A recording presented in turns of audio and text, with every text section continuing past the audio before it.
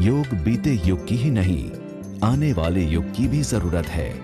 वैदिक ज्ञान और आधुनिक विज्ञान के पुनः मिलन का ये एक सुनहरा अवसर है। चक्र के विज्ञान के जरिए वैश्विक फलक तक पहुंचने का विशाल मार्ग है। मित्रों, इन दिनों पश्चिम ने खोज की है।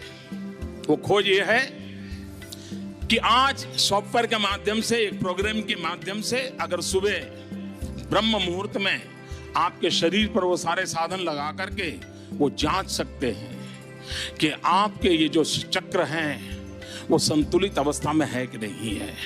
दुनिया के श्रेष्ठ जाने माने लोगों का उन्होंने सारा डाटा कलेक्ट किया है। बड़े भयानक में भयानक जो गुंडे लोग होते हैं, जेलों में पड़े हैं, क्रिमिनल एक्ट करना ही उनके डीएनए में है, उनके टेस्ट किए हैं। बड़े बड़े राजनेताओं के किए हैं, योगियों के, त्यागियों के, तपस्वियों के किए हैं। दुरावस्था में जिंदगी जीने के लिए मजबूर, आर्थिक संतुलन के लिए मेहनत करने वाले मजदूर के भी किए हैं। विश्व के हर समाज का किया है। उस पर इन दिनों रिसर्च चल रहा है। मित्रों, इस योग की हमारे पूर्वजों ने हमें जो विज्ञान दिया है वो दिन दूर नहीं है कि पूरा मेडिकल साइंस करवट बदल देगा। हम देखते हैं कि पुराने जमाने में जब हम भी, हमारे यहाँ कोई संत महात्मा की फोटो हुआ करती थी, कोई भगवान की फोटो हुआ करती थी, तो उसके माथे के आसपास एक बहुत बड़ा तेजो वलय उसका पेंटिंग हुआ करता था। कोई ऐसा महापुरुष नहीं होगा, संत पुरुष नहीं होगा जिसके चित्र में पीछे तेजो वलय का प्रिंटिंग किया ना होगा। कभी कभी लोग मानते थे ये तो एक शोबाजी है, एक शायद एक आर्ट वर्क है। मित्रों, विज्ञान ने स्वीकार किया है कि शरीर के चारों तरफ, हर अंग के चारों तरफ एक ऑरा होता है। अगर उस ऑरा के माध्यम से हम चाहें तो व्यक्ति को 20 साल के बाद किस प्रकार की शरीर में कमियों की संभावना है,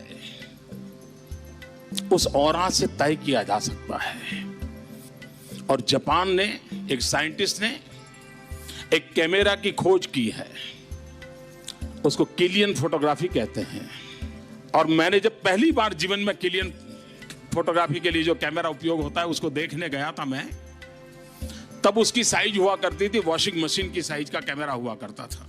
और मैं गया था योगा की ट्रेनिंग के लिए एक स्थान पे, 40 दिन मुझे वहां रहना था। मैं बहुत बड़े पुराने समय की बातें कर रहा हूं आपके साथ। और उन्होंने मुझे कहा कि 40 दिन में आपका योगा का जो कुछ भी होगा उसके पूर्व हम आपके ऑरा की फोटोग्राफी करना चाहते हैं। मैंने कहा मुझे खुशी होगी।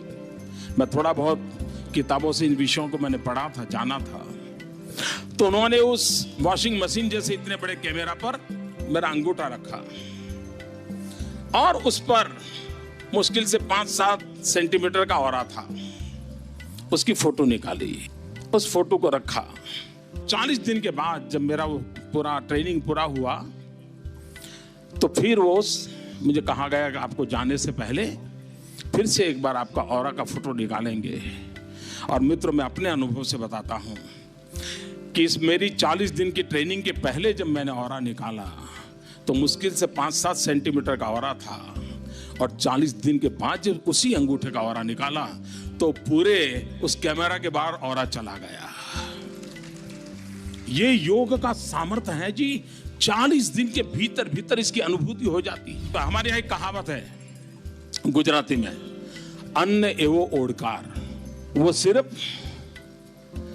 भोजन की तारीफ करने के लिए नहीं है, जीवन में उसका स्थान क्या है उसको सरल भाषा में हमारे पूर्वजों ने एक कहावत के रूप में रखा है, अन्न एवो ओडकार। हमारे यहां अन्नमय कोश, मनोमय कोश, ज्ञानमय कोश, प्राणमय कोश, प्रज्ञामय कोश, इन 5 कोश की चर्चा होती है। और यही हमारी जीवनचर्या, दिनचर्या, खान पान, विचार, आचार, पठन पाठन, इन सब से एक ऑरा तैयार होता है। हम गर्भ में होते हैं तभी ऑरा तैयार होना शुरू होता है। बालक भी जन्म के समय एक ऑरा के साथ निकलता है और आगे चल करके उसकी आदतों के अनुसार वो ऑरा शेप लेता है। और आज विज्ञान कहता है कि आपकी बीमारी तय करने के लिए कोई पैथोलॉजी लेबोरेटरी तक जाने की जरूरत नहीं पड़ेगी।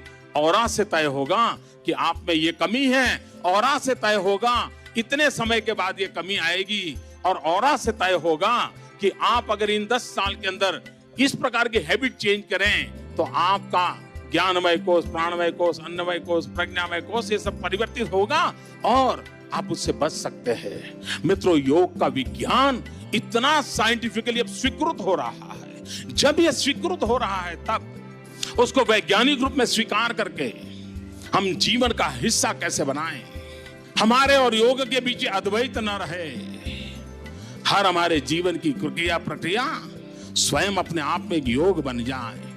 तो एक तो इस पहलू मेडिकल साइंस का एक नया पहलू खुलने वाला है, वो विज्ञान के स्वीकार कर लिया है।